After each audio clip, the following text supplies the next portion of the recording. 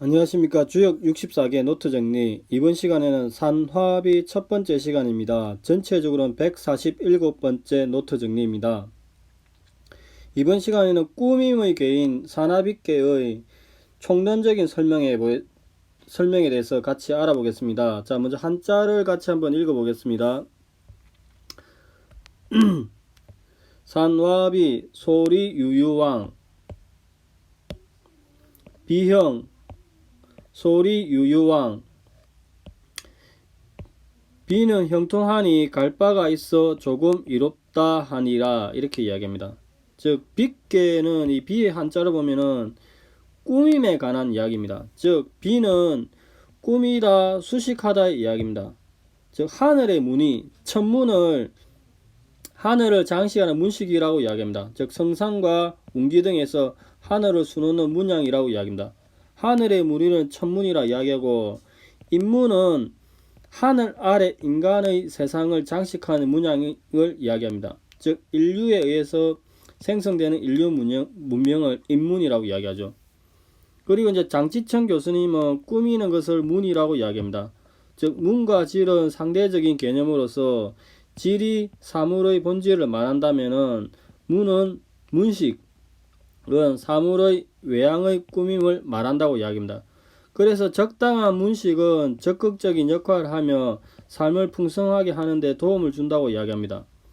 그럼에도 문식이 적당한 선에서 이루어지고 문식은 보조자적인 역할을 해야 한다고 이야기합니다. 오히려 이런 문식보다는 결정적 요인은 그 안에 있는 실질이라고 이야기를 많이 하죠. 그래서 문식이 지나친 나머지 실제와 부합하지 않는다면 정반대의 결과가 나온다고 이야기합니다. 따라서 문제를 바라볼 때는 그 안에 실질을 바라봐야지 겉모습만 보면 안 된다고 이야기합니다. 그래서 빗개에서 이런 도덕적인 교훈을 도출해냅니다. 그래서 이제 산개는 간산이죠. 학개는 리화고, 기본적으로 이걸 기초로 보면은 산개는 간, 산, 멈춤, 정지, 소남, 구하다, 열매, 죽음, 절제의 상이 있다고 이야기합니다. 학개 리는 밝음, 빛, 분별, 재물, 예의, 중려, 방비, 전쟁, 감옥, 떠나다, 리, 세의 상이 있다고 이야기합니다.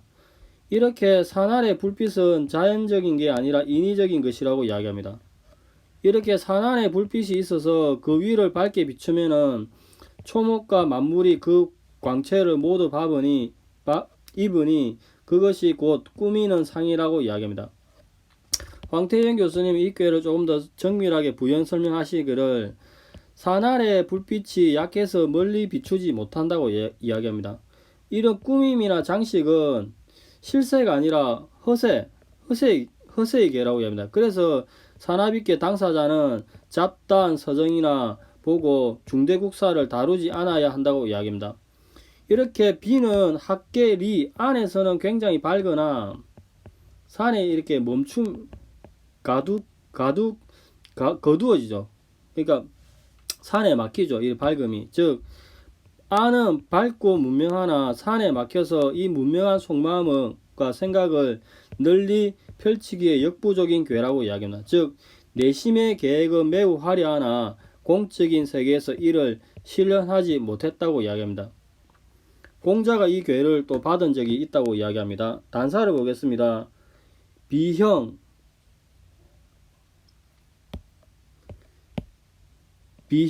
유래 이문강 고형. 비는 형통하다는 것은 유가 와서 강을 꾸미는 거로 형통하다. 분강 상이 문유 고소리 유유왕. 강을 나누어 위로 올라가서 음을 꾸미는 거로 갈 바가 있어 조금 이롭다 하니 강유교착 천문야 문명이지 인문야. 하늘의 문체요 밝은 문체에 머문다 하니 인문의 질서이니 관호천 천문이 찰시변 관호인 문이 화성천하. 천문을 보아 사시의 변천을 살피고 인문을 본다 하여 천하를 교화하여 풍속을 이룬다 하니라.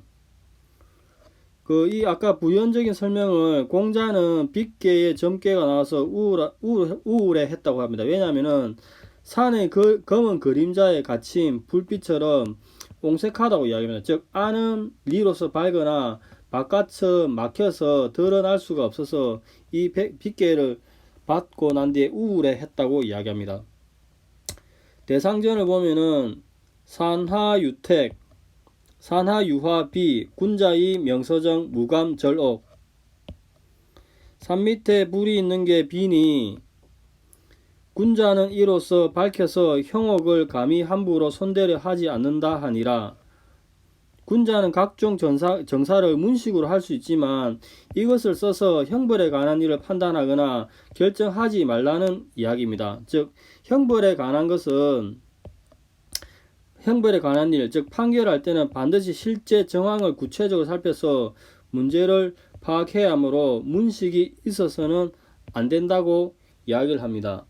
자, 여기가 일반적인 설명이고 다산의 설명을 같이 보겠습니다. 자, 글을 한번 읽어보겠습니다. 비형, 소리 유유왕.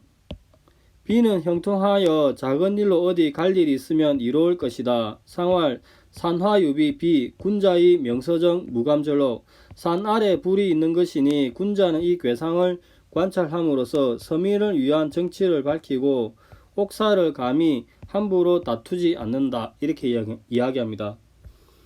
총론적인 설명을 보면은 이렇게 산하빗개는 꾸미는 것, 비는 꾸미는 것, 비는 색이 없는 것이라고 이야기합니다. 지천태가 이렇게 추일하게 되면은 산화비가 되죠. 그래서 밖에서는 간으로 절제하고 절도 멈춤을 상징하고 리에서는 안으로 밝은 문체가 있다고 이야기합니다. 즉 밖에서는 절도 멈춤을 상징하는 간이 있고 안에서는 밝음의 문체 예를 상징하는 리가 있으니 문화적 교류를 유지하면서도 각기 그 분수에 맞게 절도에 맞게 멈춘다고 이야기합니다. 형통하다는 기본적으로 이렇게 본계 모계인 지천태에서 이렇게 각각 양이 상승하고 음이 하강하는 상을 보면은 유가 아래로 내려와 가지고 이 리의 문체를 이루죠. 그래서 예에 맞게 아름답게 화합하니 형통하다고 이야기합니다. 그 다음에 유래 이문강, 문강, 상, 이 문유는 6이 2로고 2가 6으로 가는 그 상을 이야기하는 것입니다. 소리 유유왕은 이렇게 본계의 모계인 지천때 꽤 시절에 곤의 음기가 상꾀는 곤이죠. 곤의 음기로 텅텅 비어 있어서 작은 일은 불리했는데 이렇게 서로 추일하게 되면 강이 2로 올라가고 음이 6에서 2로 이렇게 내려오면은 결국에 유가 이렇게 내려와 가지고 6이 2로 이렇게 내려오는 거죠. 리의 문체를 이루는 거죠. 그래서 결국 리의 문체를 이루니 갈 일이 있으면 이롭다 하는데 음이 내려왔으니까 곤의 음에 이루니 작은 일이 이롭다 이렇게 이야기합니다.